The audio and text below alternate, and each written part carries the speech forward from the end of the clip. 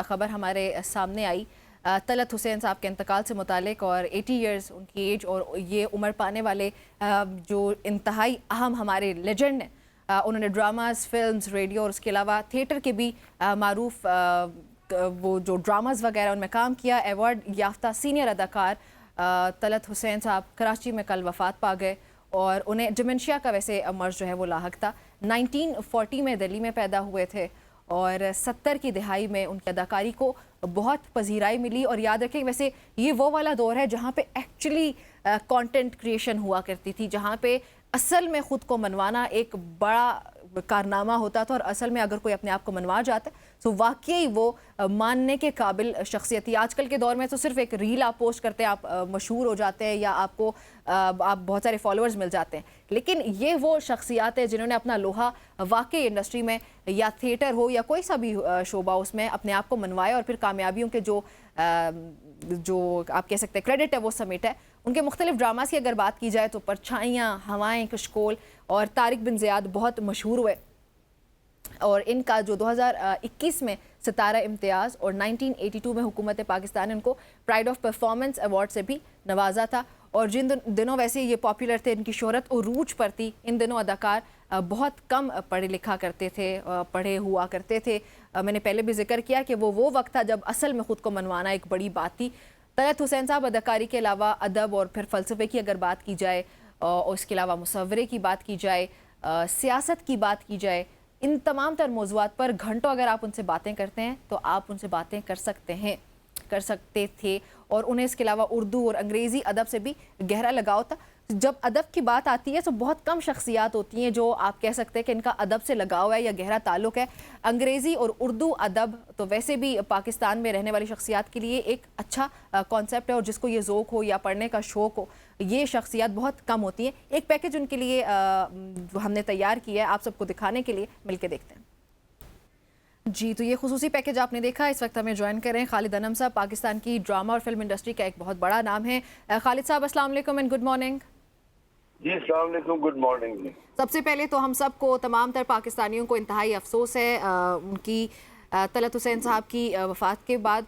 जाहिर है, मतलब एक वो शख्सियत जिसके करोड़ों की तादाद में मद्दा हों, और इतना द लेजेंडरी पर्सनैलिटी, उनकी ज़िंदगी के बारे में बताइएगा उनके फैंस को।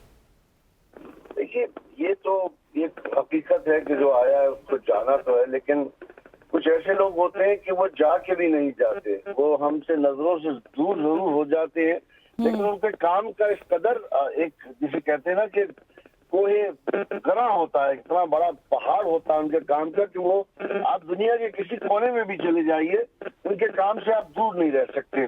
उनकी आवाज आपके कानों में गूंजती है, उनकी अदाकारी आपको नजर आती है। हमने तो साथ काम किया हुआ है, हमें उनका, तलत साहब का जो बहुत एक, जैसे कहते हैं ना, नरम दिल इंसान थे। तो लोग कहते हैं कि फनकार नरम दिल होता है, लेकिन तलत साहब एक एक्स्ट्रा ऑर्डिनरी, मैंने उनका थिएटर बहुत किया है, और उस दौरान तलत साहब एक हम अलियांस में यहाँ कराची में थिएटर कर रहे थे 30 का, उसमें तलत साहब के भाई बीमार थे।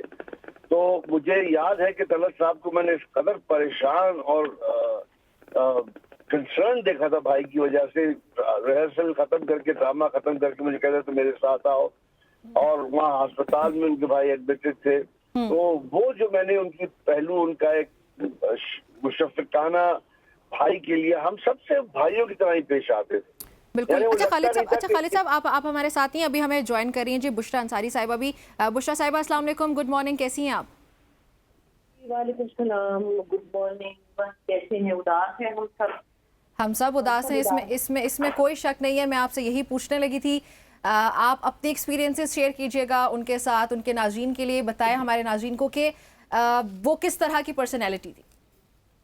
बस उनके लिए एक ही लफ्ज बहुत है, नफीस इंसान थे वो, ये सभी कह रहे होंगे। एक तमीज, तहजीब और नफासत के साथ शो बिजनेस में इतना वक्त इज्जत से गुजारना, ये उनकी शख्सियत का खासा था। और कभी कोई एक्स्ट्रा फालतू लफ्ज या मजाक या कोई जुमला या कुछ भी ऐसा मेरी मेमोरी में नहीं है जो मैंने कभी तलत में देखा हो। आवाज और पर्सनैलिटी एक बहुत ही खूबसूरत, शानदार इंसान की अक्कासी करते थे। बस क्या बताएं आपको, क्या कहें। और कई दफा मैं देखती हूँ लोग कह रहे होते हैं कि पहले किसी ने उनका पूछा नहीं था। वो एक्चुअली बहुत अनसोशल थे, वो किसी से मिलते ही नहीं थे। जब वो बीमार नहीं थे तब भी नहीं मिलते थे, खास कभी कभार फोन करके हालचाल पूछते थे।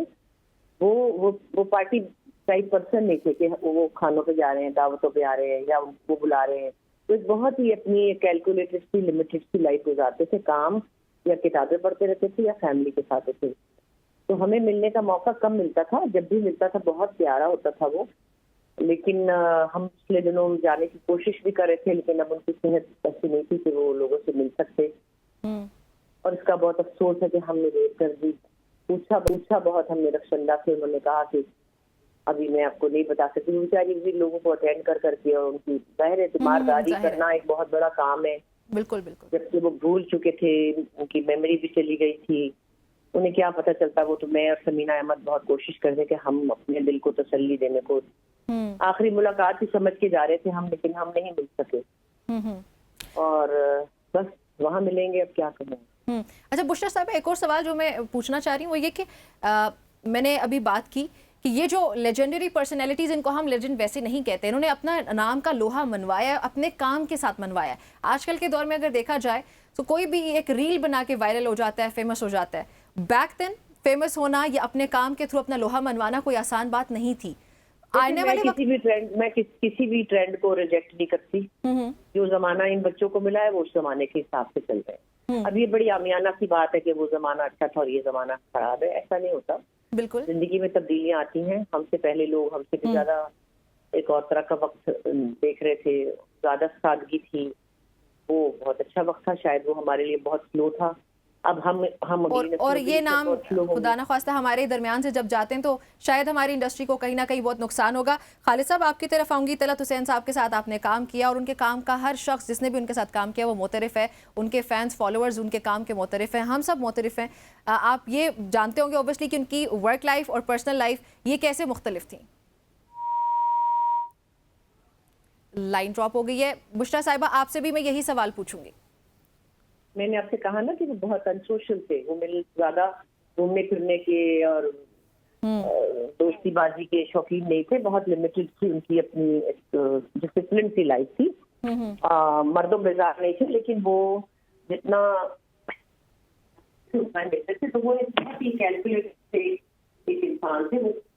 तो उसमें और प्रोफेशनल लाइफ में जहाँ वो काम करते थे वो काम करते थे। उन्होंने ये नहीं कहा कि मुझे जल्दी जाने दो या क्या है क्यों है। वो रवैये हमारे थे भी नहीं। और जाहिर हमने भी इन जैसे लोगों से सीखा। हमने देखा ही नहीं, हमारे पास तो कोई और मिसाल ही नहीं थी। उनको देखा, काफी वाजिद साहब को देखा, उस्मानी भाई साहब भी हमसे बड़े थे, क्या हमने इन्हीं लोगों से सीखा कि काम ऐसे होता है। दूसरी चॉइस हमारे पास कोई थी नहीं। तो ये लोग एक तरह से हमने साथी होने के अलावा टीचर्स की तरह से लोग।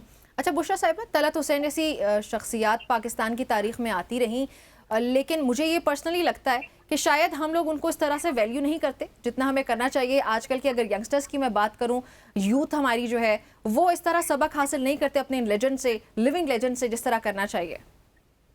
देखिए, फिर वही बात मैंने आपसे कही ना, मैं अपनी यूथ को क्रिटिसाइज बिल्कुल नहीं करती। हमारे बच्चे बहुत अच्छे हैं और जैसा वक्त उनको मिला है वो वैसे ही काम कर रहे हैं।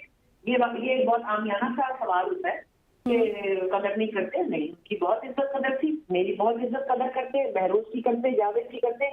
कोई ऐसा बच्चा नहीं देखा जो हमें सलाम के बगैर गुजर जाए। तो बेवजह की जो शिकायतें ना वो मुझे पसंद नहीं है। और तलत हुसैन साहब का जो मर्तबा था वो अपनी जगह कायम था। वो पढ़ाते भी थे तो स्टूडेंट। जी बुशरा साहिबा, हमें खालिद साहब ने भी ज्वाइन कर लिया। खालिद साहब, आपका कोई ऐसा एक्सपीरियंस जो आपको जब कभी भी याद आता हो तलत हुसैन साहब के साथ तो आप शायद हंस लेते हो, वो क्या एक्सपीरियंस है? मैंने आपसे कहा ना कि हमने, चूंकि वो उन्होंने कई थिएटर हमारे डायरेक्ट किए, हमने साथ एज थिएटर एक्टर काम किया।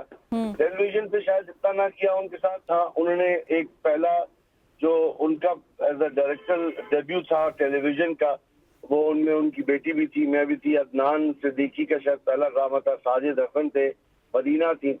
वो हमने बद्दों के घर में शूट किया था। तो उसमें बहुत कुछ हुआ था। और तलत भाई में मैंने कहा ना कि वो लगता नहीं था जैसे अभी बुशरा बता रही थी। अब ये सारे लोग जो है ना, ये इतना शफकत से पेश आते हैं, इतनी मोहब्बत से पेश आते हैं कि लगता नहीं है कि ये इतने कदावर दरख्त हैं। और वो सही कहा है मौला अली ने कि जो फलदार दरख्त होता है वही झुका हुआ होता है। करते तो वो है जिनमें कुछ होता ही नहीं है, सूखा झाड़ होता है। ये सब लदे फले दरख्त है, फलदार दरख्त है। गलत साहब हो गए, अल्लाह फरीक रहमत करे, लेकिन वो मौजूद हैं, रहेंगे। और अल्लाह हमारे जितने हमारे फनकार हैं, अल्लाह उनको लंबी हयाती दे। हम और नई जनरेशन उनसे फायदा उठाती रहे जैसे अभी तक उठा रही है। बहुत अच्छा हमारा वो तलत साहब की बेनतहा बातें हैं, कुछ गुफ्तनी है, कुछ ना गुफ्तनी है। जैसे बुश्रा ने कहा कि बहुत ही नफीस इंसान थे, नफासत तो खत्म थी उन पे, पूरे खानदान पे, क्या रक्षी भाभी, क्या वो, क्या उनकी बच्ची। तो बस यादें ही रह जाती हैं। बस अब हम उससे क्यों ले सकते हैं कि यार ये उन्होंने किया था, चलो हम भी ऐसा करें, ये उन्होंने किया था। मैं एक बस जुमला कहूंगा, हमेशा उनको तंग किया जाता था, उनको मजाक भी उड़ाया जाता था कि बहुत लंबे लंबे पॉज लेते हैं। बस इस दफा पॉज जरा लंबा हो जाएगा, लेकिन आप परेशान ना होइएगा, आएंगे जरूर, आवाज जरूर सुनाई देगी। बिल्कुल बिल्कुल ऐसे ही है। बुशरा साहिबा, आप अगर कोई अपना एक्सपीरियंस ऐसा शेयर करना चाहे नाजरीन के साथ। बस एक्सपीरियंसेस तो क्या कहेंगे हम लम्हों में।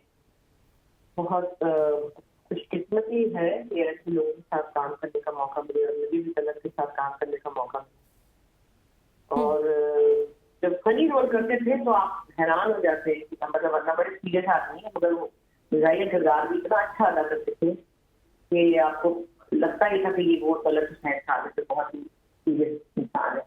तो मैंने उनके साथ काफी काम किया और बड़ा अच्छा, मतलब मेरा बहुत अच्छी चीज आते हैं उनके साथ। और एक स्पेसिफिक बात मैं नहीं बता सकूंगा, मुख्तसर है, लेकिन आप सब उन्हें प्यार से याद कीजिएगा, याद रखिएगा, क्योंकि वो गए तो बहुत सी और यादें भी ताज़ा हुई और बहुत दिल गिरफ्तार है हम सब। जी बुशरा जी, आपका बहुत शुक्रिया। खालिद साहब, आपका भी बहुत शुक्रिया हमें ज्वाइन करने के लिए और इतनी खूबसूरत बात हम एक्सपीरियंसेस और जर्नी के बारे में शेयर करने के लिए। नाज़रीन, ये थी हमारी आज की सुबह की सोच। आई होप आपको पसंद आई होगी। हमें फीडबैक ज़रूर देते रहिएगा। अच्छा, अपना और अपनों का बहुत सारा ख्याल रखें। इजाज़त चाहती हूँ, अल्लाह हाफ़िज़।